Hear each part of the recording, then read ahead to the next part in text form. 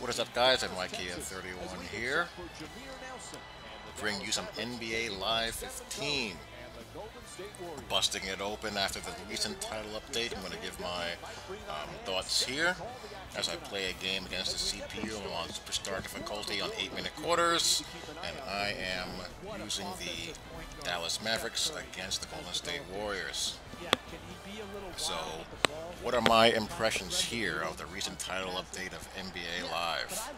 It's a pretty extensive update. You can find the full listing of stuff on Operation Sports. I'm not going to rehash all of it here.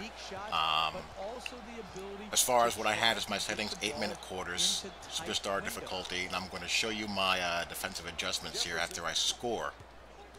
What I want to do is I'm going to assign my defense to trap every Steph Curry screen and roll, because I want to see how he reacts to it. I want to see how he reacts to it AI-wise, and also how his AI teammates react to it. I want to see if he's willing to give up the ball, or if he's just going to just blindly chuck. And also I want to see the off-ball movement. And you'll see my other defensive settings here, which are really, pretty well done. I'm playing from the EA broadcast camera angle this game. I happen to like the baseline camera angles better, and I'll go back to that when I start my offline franchise. I have my teams picked for offline franchise for both NBA and NBA Live and NBA 2K. So be on the lookout for that series. It's going to be short quarters, 8-minute quarters at the most, because I want it to go pretty, briskly and get multiple seasons in. But as far as what the patch covered in a nutshell, they added some feedback as far as shot selection goes, shot releases goes, quality of shot as far as the contest, and made it a little bit more user friendly as far as the timing goes, especially online since you have that input delay. And they also tuned the frequency of contested makes, especially three-pointers, as well as layups in traffic. And I also noticed some pretty noticeable improvements in collision detection as far as in the paint. I got called for a few more charges than usual. They were calling charges on default, but it's happening more frequently if you really try to force it into the paint, and you'll also get more contested misses if you're really just paint spamming, as Steph Curry isn't playing him tight. There's a reverse layup there. But overall here, I'm going to blitz any Steph Curry screen and roll and see if he gets up the ball and see how his teammates respond, and Iguodala spots up for a 3. So what I've been noticing is that AI-wise, the CPU flows a lot better.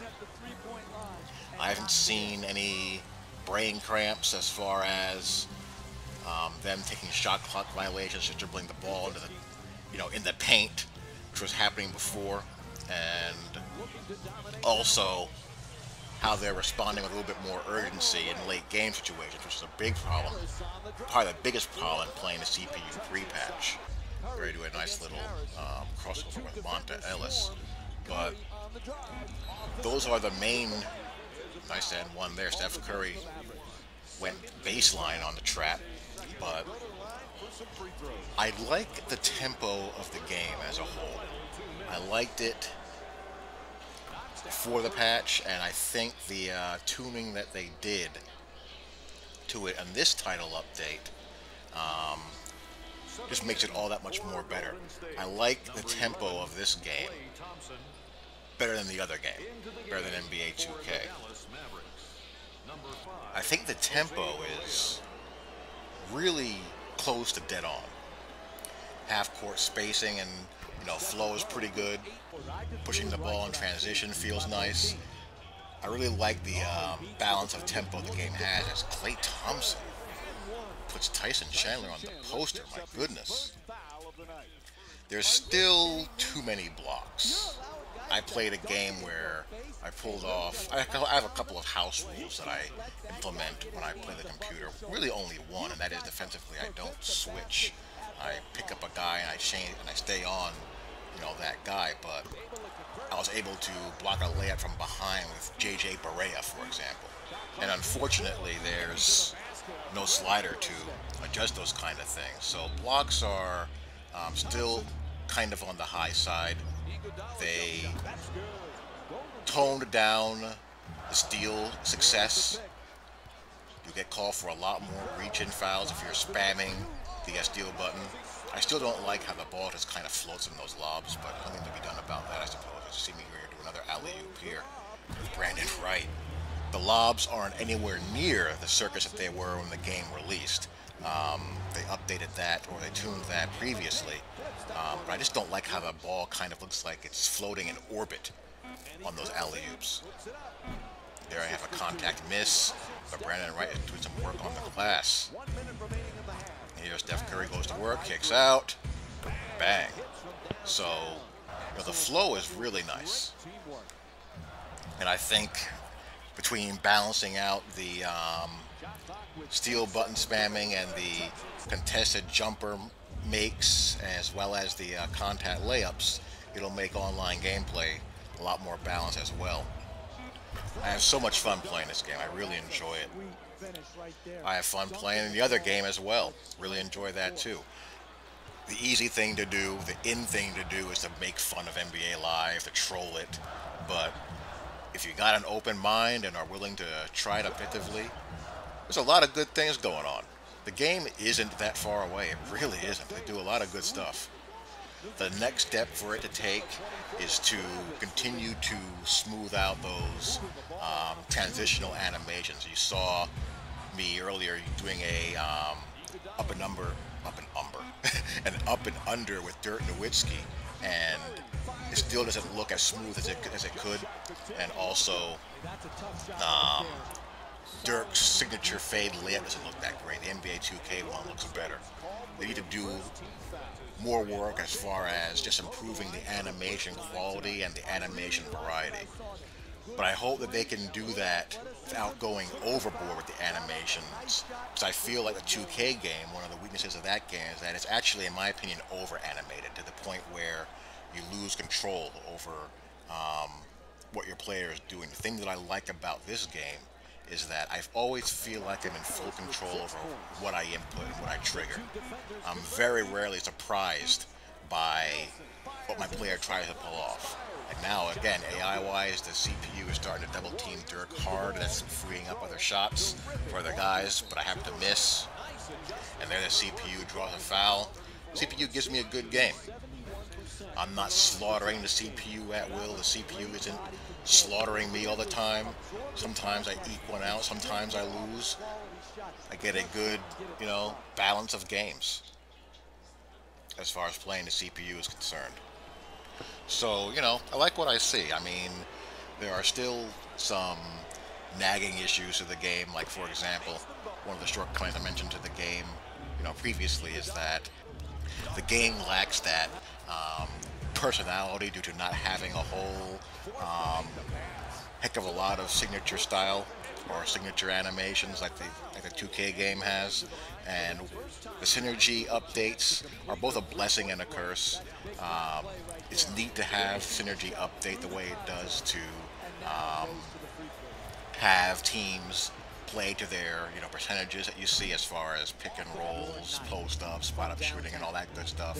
But on the flip side, the play calling options aren't as in depth as in the 2K game. So while you do have, you know, synergy doing its thing, and it is noticeable, it's not, you know, it's not nearly as deep as it potentially could be.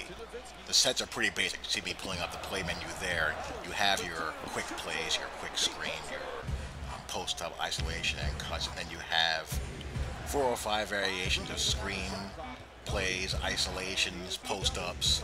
So you're talking about, I don't know, maybe 20 plays that you can run, where, you know, the 2K game, you have just a ton of stuff that you can do as far as freestyle options of who you wish to play through or offensive focus, in addition to the set plays. And the set plays are much more intricate, so, you know, it is what it is. The game plays well. The patch improves things that needed to be improved, and it's a lot of fun to play. But again, as I mentioned in my earlier impressions of the game, if you're really looking for a game that has really deep play calling options and a ton of signature likeness, this isn't going to be the game for you. That doesn't mean it's a bad game. It just means that it isn't going to be the game for you, and there's nothing wrong with that. And fortunately, you have a game that can scratch that itch for you. If you want a game that's a little bit easier to learn control-wise and has just enough play calling options to get your guys the ball in the spots you want to get them to, and also gives you enough defensive tools to work with, you can have a whole heck of a lot of fun with this sucker as well. I don't really feel like there's a wrong way to go. It's just a matter of, what you want. So this game is about to die down there. I get away with a pass I didn't really intend on throwing, but we're getting late in the game, and this was the big bugaboo pre-patch. Late game AI. CPU not performing with enough sense of urgency, or acting like they're unaware of the score. Here they just happen to miss a layup, and I'm up 56-54, and they try to foul me, but I give up the ball here. I'm able to just take the ball coast to coast with Dirk. I hope that was a fluke. First time I've done that. But yeah, that's my impression of the game post-patch. This game is starting to wind down. Looking to see with how much urgency the CPU plays. Hoist up a three, they miss it. Dirk gets the rebound. Now they're going to put me on the line, and I should be able to close this bad boy out pretty comfortably. So I don't think I really added much that others have not already said. I liked the game going in. I liked the improvements that they made to the game of the title update to make a game that I liked that much more likable, if that makes sense. And that pretty much wraps it up. So you'll be seeing more NBA Live content and NBA 2K content as well, both online and off. Hope you guys enjoyed. And this game will wrap up. Sit back and watch Jalen do the post game, and I'll talk to you all later. Peace.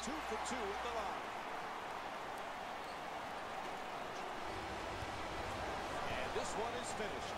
The final score is 62-57. For Jeff Van Gundy and our entire EA Sports crew, this is Mike Breen saying thanks for watching and good night.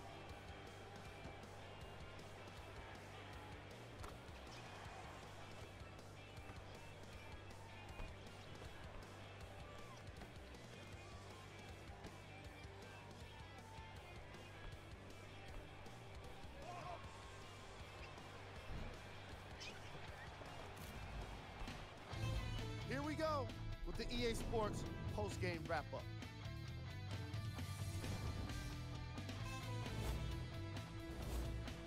The Mavericks won this game after a close finish. They did it in a physical way, scoring a majority of their points around the basket. These guys deserve a lot of credit for doing it the hard way. Here are the guys who put up the most points for the Dallas Mavericks.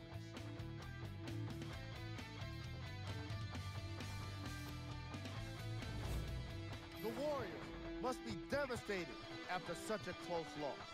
They deserve some credit for the way they shot the ball. But in the end, it still needed to be better for them to have gotten the win. What you see here is how the majority of the points were scored for the Golden State Warriors.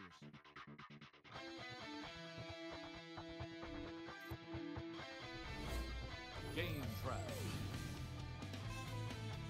3-point field goal percentage. The common theme in this game was the lack of accuracy from long range. It's hard to justify shooting that many threes when the results turn into some ugly numbers.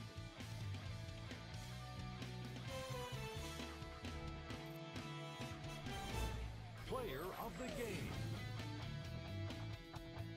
Dirk Nowitzki could not have been more impressive in this game. The way he scored the basketball looked like he was playing with kids in high school.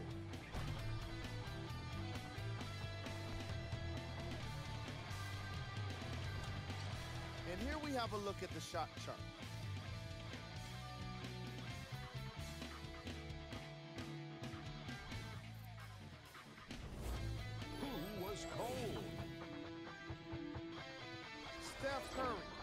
never able to get himself kick-started, and his team suffered for it. Despite miss after miss, he continued to try to shoot through the slump, and it just never happened for him. Let's check out his stats.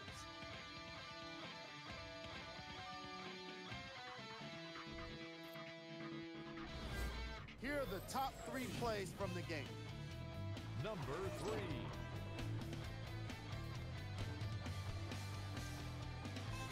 Number 2.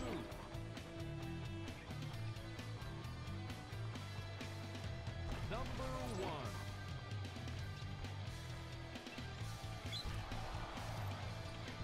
On behalf of ESPN on EA Sports, I'm Jalen Rose, and it's been our pleasure to present you with some NBA basketball.